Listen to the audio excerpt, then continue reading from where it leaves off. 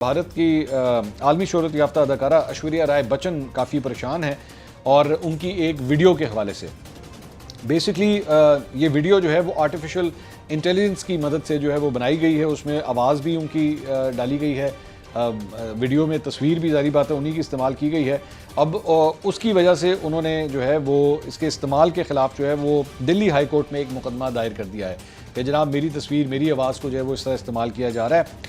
और उनके वकील संदीप सेठी ने अदालत को बताया कि मसनूई ज़हानत यानी कि AI के ज़रिए ऐश्वर्या राय की तस्वीर और आवाज़ को बग़ैर इजाज़त इस्तेमाल किया जा रहा है और कुछ प्लेटफॉर्म अदाकारा के नाम के ऊपर रकम भी बटोर रहे हैं और लोगों को धोखा दे रहे हैं।